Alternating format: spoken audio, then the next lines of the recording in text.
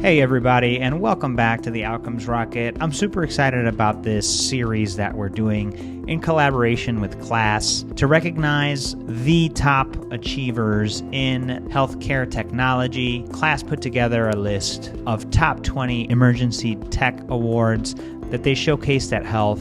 We were excited to meet many of the companies and really just wanted to collaborate in sharing the success and value that all of these companies are creating in the healthcare ecosystem. Join me in these series of interviews where we recognize the top 20 emergency tech awards.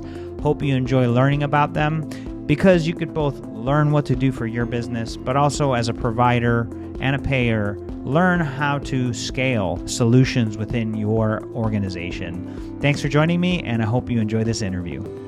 Hey, everybody. Welcome back to the Outcomes Rocket podcast. Saul Marquez here. And, this is an episode that's part of a series we're doing with the award recipients in technology from Class.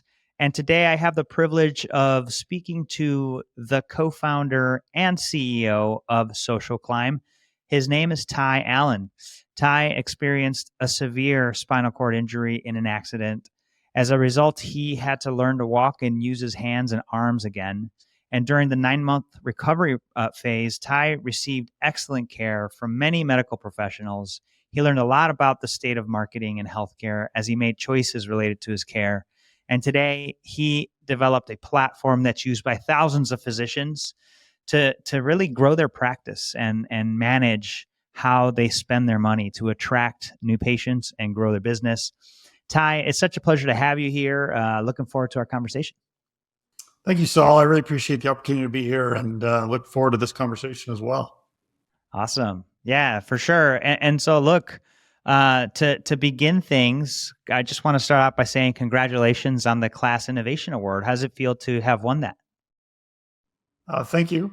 It's great. We're actually located pretty close to Class's headquarters in Utah. In Utah? Nice. So we've known about them for a long time.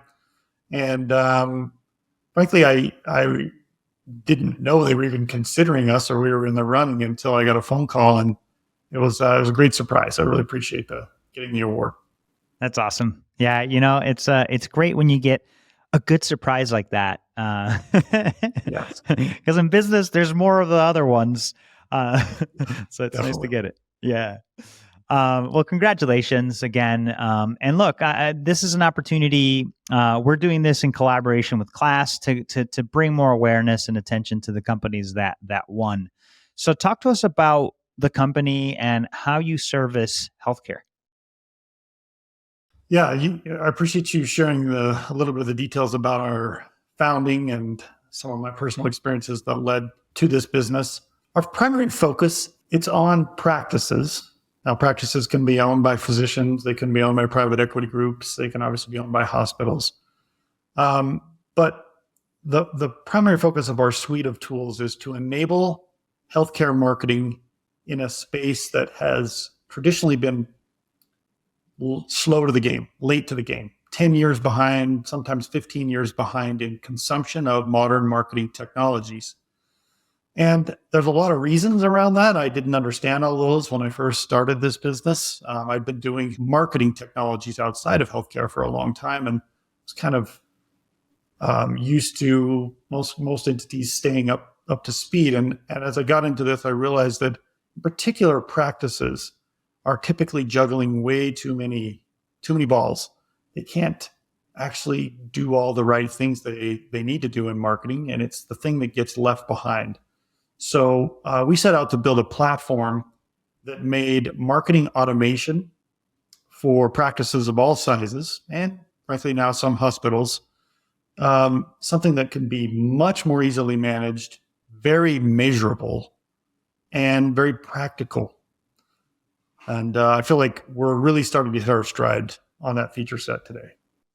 That's awesome. Yeah, and you hit a really important point there, Ty, is that there are a lot of companies and provider groups struggling with healthcare still. So to have a platform that is specialized in helping them hit their goals, with the very unique sets of requirements that they have in managing data is key.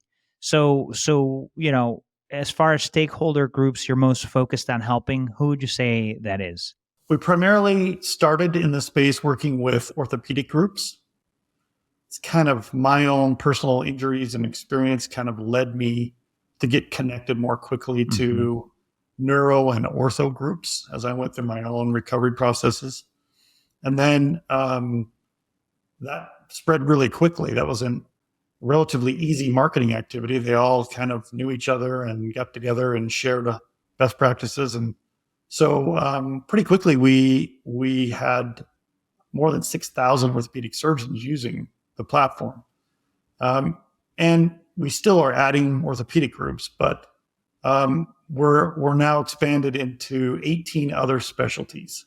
Nice. Some of them growing more quickly than others, some of them needing more marketing tools than others. It's interesting as each specialty has kind of its own fingerprint, I guess, on how marketing matters to them. But some outside of orthopedics are really in need, and it's been fun to break into those groups as well.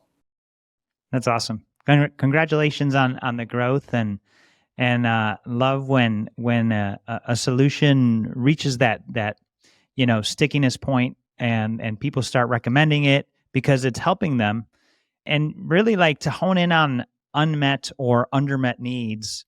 Which ones do you think your solutions answers most?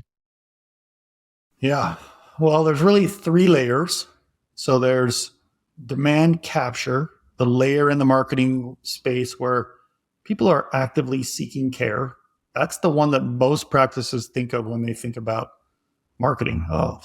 Who's looking for care right now, and how can I find them?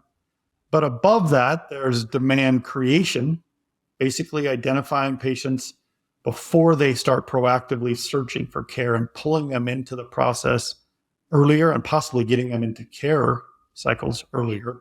And then below demand capture is conversion. We treat that as another stage in the marketing process where we do something that we just don't see done very often. So in the demand capture space, mostly what we see in healthcare is guesses. Hey, we spend a bunch of dollars on marketing and we think it brought in some more patients because we got more patients this year than we did last year. That's not very scientific. Yeah. And frankly, most of that comes from the fact that most entities who help practices in marketing don't want to sign a BAA. They don't really want to get into the risk and liability associated with managing patient data. But what we do in the demand capture layer, where we're inviting patients proactively to leave reviews and to take surveys, we have a bunch of tools that integrate directly into the practice management system.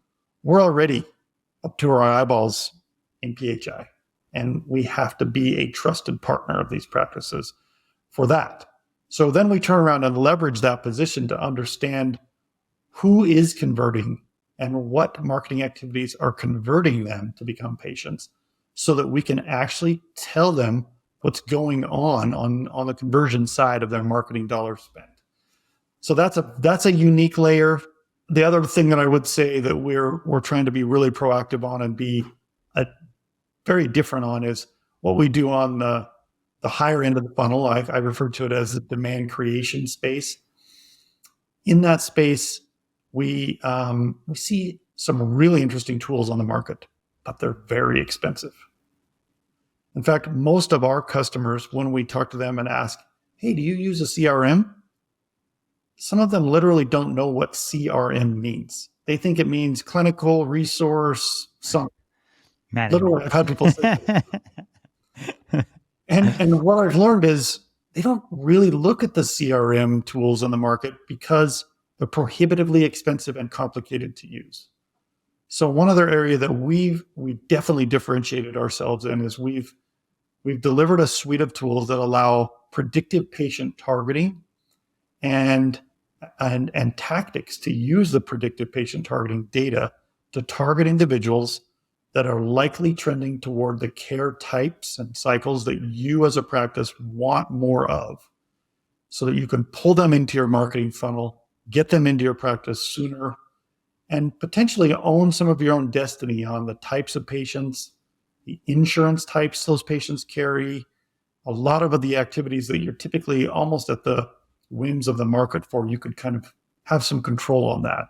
And you can do it at a very cost-effective way that is far cheaper than a CRM, healthcare-specific CRM. That's awesome. Well, all good news to me. And folks, probably good news to you if you're a provider looking for a solution to help you take your practice to the next level. Well, what's the number one thing you want people to leave our conversation with today, Ty? Well, if I'm talking to people who make decisions about marketing in healthcare, what I want them to realize is two things.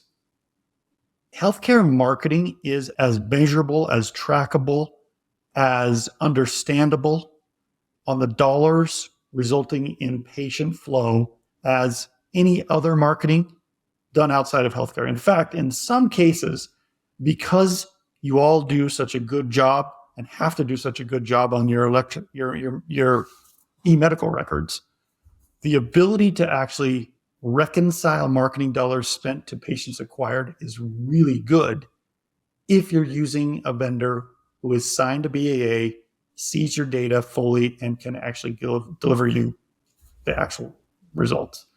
That can then help you make real decisions instead of spending blindly or semi-blindly, guessing on what part of your marketing dollars is working and not working. If you're really tracking conversions off of inbound calls, conversions off of sales schedules, and tracing that back to your dollars spent, you can spend very efficiently on marketing in healthcare. That's number one. And number two is you can target patients and change your revenue, change your profitability mix. I've talked to a lot of practices who feel like, look, we're at the whims of what happens in our market, the referral patterns, those are all things we don't have control over. And so we just have to put up with whatever comes in. And that's not the case. A lot of hospitals use CRMs and targeting to change their patient flow and target patients of certain types and certain insurance types. And that is now doable for practices as well. And it's made a difference in a lot of our customers. And I'm really excited about that. That's a newer feature for us that we rolled out in 23, and it's really been a good thing. Amazing, Ty. Well, look, I appreciate the opportunity to connect with you and to share a very valuable resources that that providers out there can leverage through SocialClimb. If something today intrigued them and they wanted to move on it, what's the best place the listeners could reach out to you or the team to learn about how to engage? Yeah, I'd love to have you at our website, socialclimb.com. You can always reach me, tallen@socialclimb.com. We're at a lot of events. We're obviously over on social media. So we'd love to hear from anyone. We'd love to hear from anyone with ideas that we're not executing on. That's where some of the best ideas come, and that's where the best innovation has actually come in our product, is from customers coming in and saying, "You're not doing X, Y, and Z. Can you help me with that?" So I would love to hear from you. Amazing, Ty. We welcome the opportunity for feedback. Our community will give that to you. And so with that, folks, take advantage of today. Don't stop at listening. The people, the technologies that we bring onto the Outcomes Rocket, we bring them on because they have promise, and the promise to improve your life, to improve your business, to improve the lives of your patients. So take action on what you heard today by checking out the show notes. We'll leave links to Ty's email, his LinkedIn, as well as his company, SocialClimb, where you could check them out. Appreciate you guys tuning in. And Ty, thanks so much for being with us.